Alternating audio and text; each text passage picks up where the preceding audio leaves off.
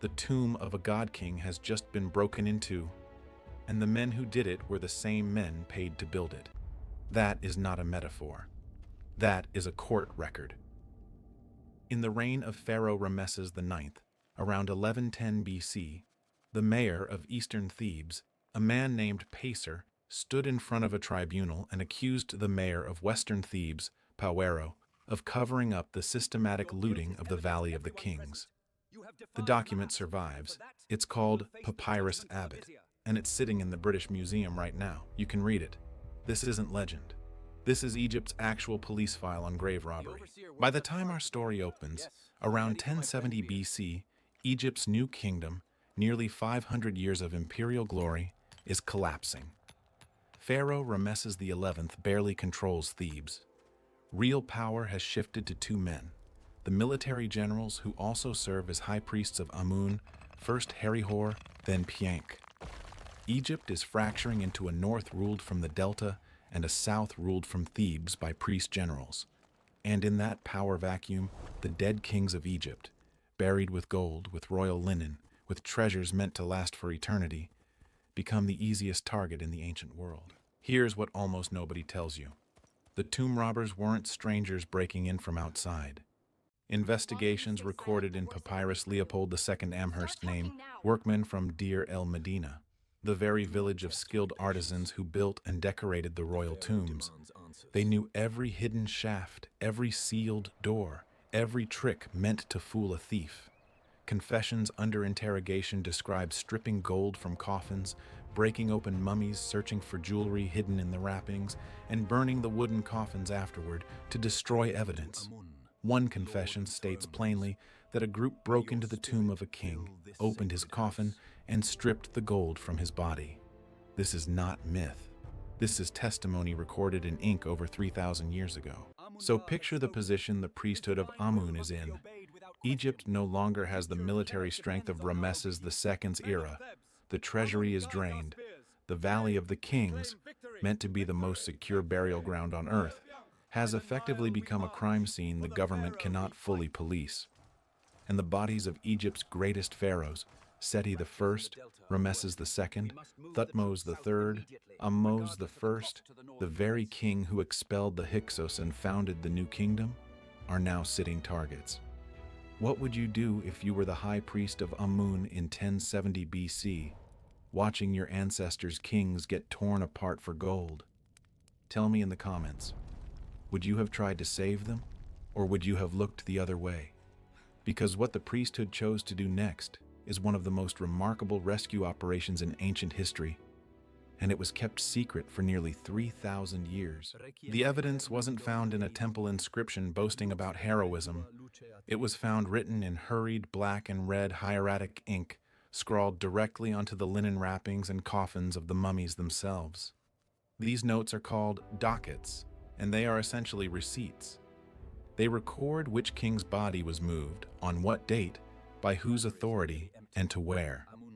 Egyptologists have been piecing together this trail for over a century, and it reads like a covert operation, king by king, tomb by tomb. The first confirmed relocations happened under Herihor and Piankh themselves, around 1080 to 1070 BC. Priests quietly entering violated tombs, gathering what remained of the desecrated royal bodies, rewrapping them, and hiding them in less obvious locations. This was not one clean rescue. It took decades, multiple hiding places, and at least 2 generations of priests to finish. If you're just joining us, hit subscribe now, because this documentary is going to walk you through the entire secret operation, tomb by tomb, king by king, using only what has actually been verified by archaeology and Egyptian text. And I want to know, where are you watching from today? Drop your city in the comments. I read every one. Because what's coming in the next part of this story is almost unbelievable. The priests didn't just hide one king.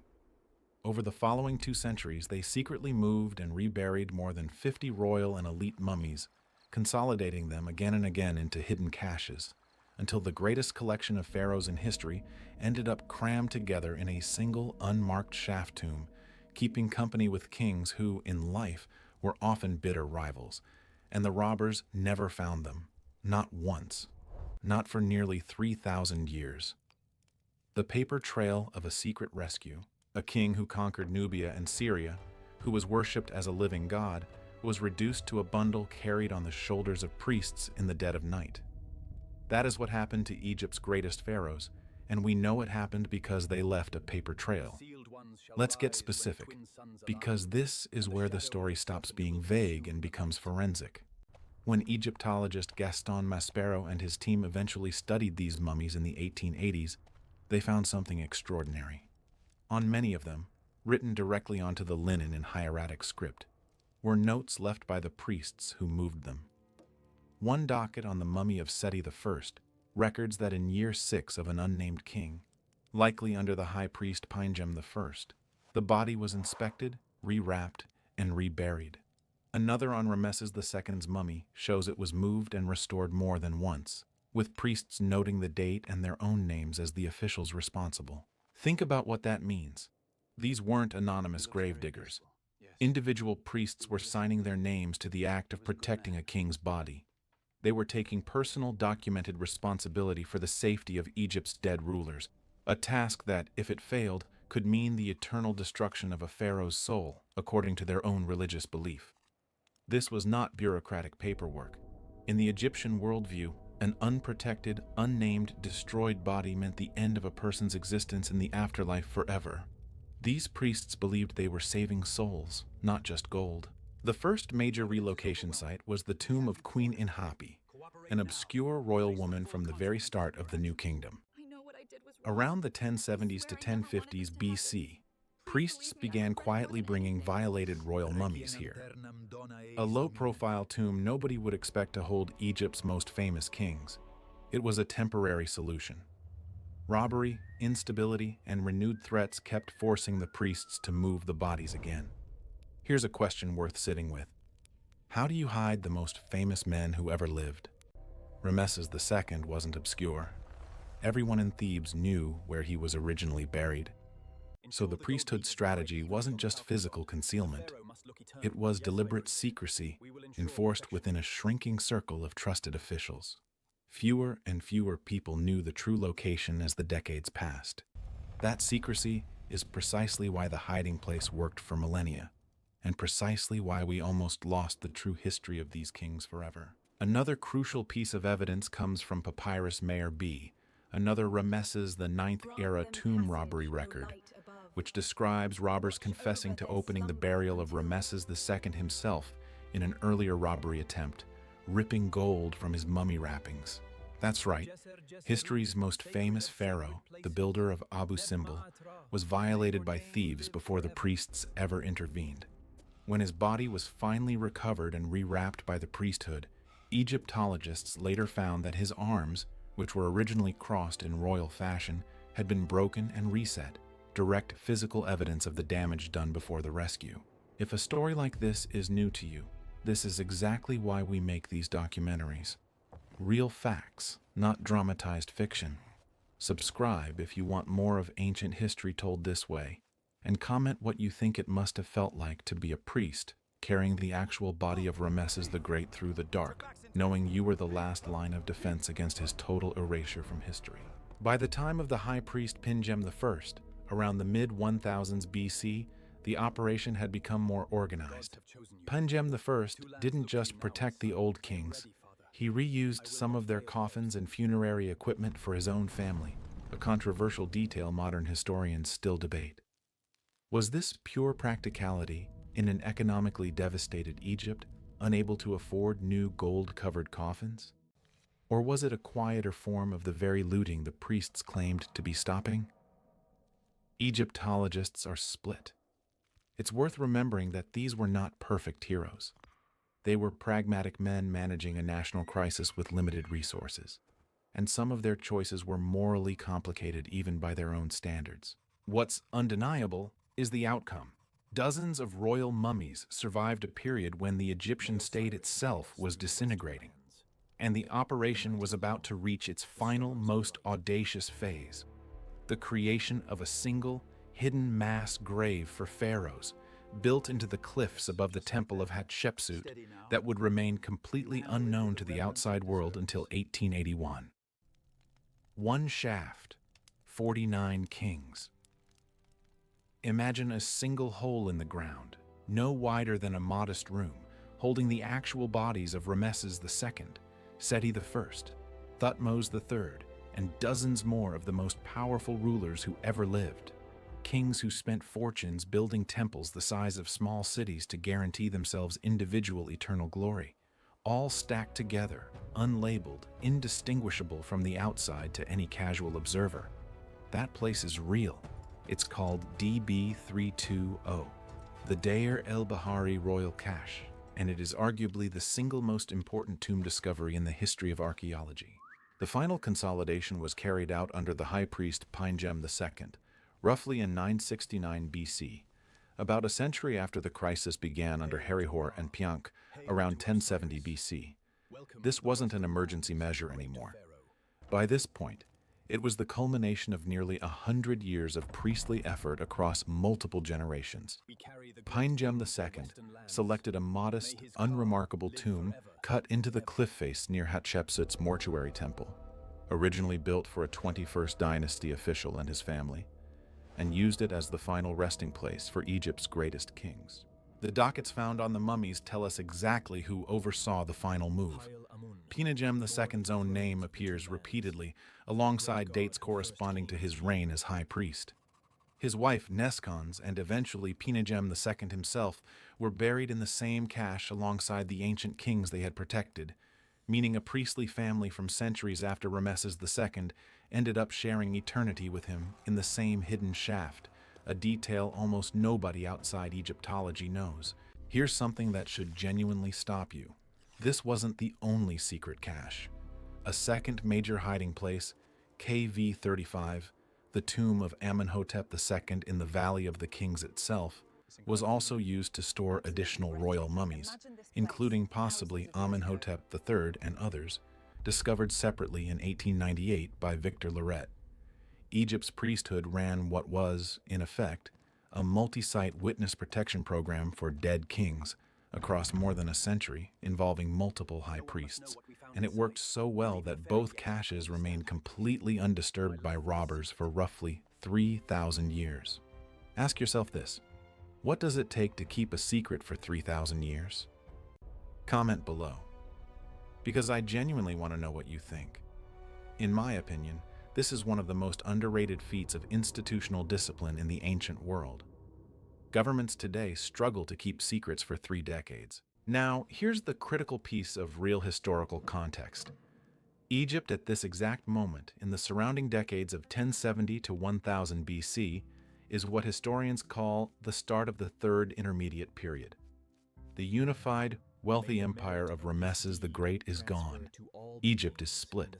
Tanis in the north under separate kings, Thebes in the south effectively ruled by the Amun priesthood as a semi-independent theocracy. There is no money for new grand monuments. There is barely money to maintain the old ones. This is the real, unglamorous backdrop against which this rescue took place. Not a wealthy empire protecting its treasures out of abundance, but a fractured, cash-strapped state protecting its history out of desperation and reverence, using whatever resources it had left. And that's what makes the moral picture more complicated and more human. As mentioned earlier, some high priests, including Pinedjem I, are documented reusing older royal funerary goods for their own burials. Was moving the kings purely an act of piety, or did it also conveniently let the priesthood control and quietly benefit from what remained of the royal treasuries? Historians like Egyptologist Aidan Dodson have argued the truth is likely both at once. Genuine religious duty tangled together with practical self-interest during a genuine national emergency. Real history rarely offers a clean, simple hero. By around 969 BC, the operation was essentially finished. 40 pharaohs, queens, and priests lay hidden together in DB320, sealed, unmarked, and forgotten even by most of Egypt itself within a few generations. For the next 2,850 years, not a single robber, not a single archaeologist, not a single tourist would know they were there, until one family, in the 19th century, found them first and made a choice that would change Egyptology forever. 1881. The secret finally breaks. For 10 years, a family in the village of Kurna was secretly selling ancient Egyptian artifacts on the black market, objects so precious, so specific, that European Egyptologists began to suspect an undiscovered royal tomb was being looted in real time. The family was the Abd el-Rasuls. Sometime around 1871, according to their later confession, a member of the family, most accounts point to Ahmed Abd el-Rasul, discovered the entrance to DB32 while searching for a lost goat on the cliffs above Deir el-Bahari. What he found inside was almost impossible to process. Dozens of intact royal mummies, coffins, and funerary items belonging to Egypt's most legendary kings, sitting exactly where the priests had left them nearly 3,000 years earlier. For a decade, the family quietly sold pieces from the cache, funding their village while keeping the tomb's location a closely guarded family secret. Essentially, repeating, in miniature, the same kind of secrecy the ancient priesthood had once used to protect these very same bodies. History almost repeated itself as another act of concealment, though this time driven by profit rather than reverence. By the late 1870s, Egyptologists, including Gaston Maspero, director of the Egyptian Antiquities Service, noticed a flood of unusually high-quality funerary artifacts appearing in the antiquities market in Luxor, items that were clearly royal in origin but matched nothing from any known excavated tomb. Suspicion mounted for years. Finally, in 1881, following an internal family dispute, the Abd el-Rasuls were confronted and, under pressure from local authorities, Mohammed Abd el-Rasul led officials to the hidden shaft. What Emile Brugsch, Maspero's assistant, saw when he was lowered into that tomb in July 1881 is one of the most staggering moments in the history of archaeology. He later wrote that he found himself surrounded by kings he recognized instantly by name from their own temple inscriptions: Seti I, Ramesses II, Ahmose I, Thutmose III, Ramesses III, an assembly of Egypt's most powerful rulers, gathered together in death exactly as the priests of Pinedjem II had left them, more than 2,800 years before. Because of the risk of further looting once word spread, Egyptian authorities made the urgent decision to fully empty the tomb almost immediately. Within 48 hours, dozens of royal mummies were carried down the mountain and transported by boat down the Nile to Cairo. Local accounts describe villagers along the riverbanks, recognizing what was happening, firing rifles into the air in mourning and performing funeral rites as the boats passed. An emotional, spontaneous tribute to kings who had been dead for nearly 3 millennia, offered by ordinary Egyptians who understood exactly what history was floating past them. Stop and think about that for a second. It took modern Egyptians firing salutes along the Nile to give these kings the public funeral procession that the ancient priesthood, out of pure necessity, could never risk giving them in 1070 BC. So what do we actually know with certainty at the end of this story? We know the New Kingdom collapsed under Ramesses XI amid documented prosecuted grave robbery. We know High Priests Herihor, Piankh, Pinedjem I, and Pinedjem II personally organized and physically carried out the relocation of dozens of royal mummies over roughly a century. And we know this because they left signed, dated records written directly on the bodies they saved. We know the final cache at Deir el-Bahari held these kings safely hidden for nearly 3,000 years until the Abd el-Rasul family found it in 1871, and that it was only formally revealed to the world in 1881. What we don't know for certain is the full, unrecorded emotional and political story behind every single decision. How much was pure devotion? How much was self-preservation by a struggling priesthood? That gap is exactly why Egyptologists are still studying these mummies and their inscriptions today, using CT scans and DNA analysis to answer questions the ancient dockets never could. If this documentary taught you something you didn't know about ancient Egypt today, that's exactly why this channel exists. Subscribe if you want more real, fact-based history like this. Comment where you're watching from, and comment which pharaoh's story from today surprised you the most. I read every single comment, and I will reply.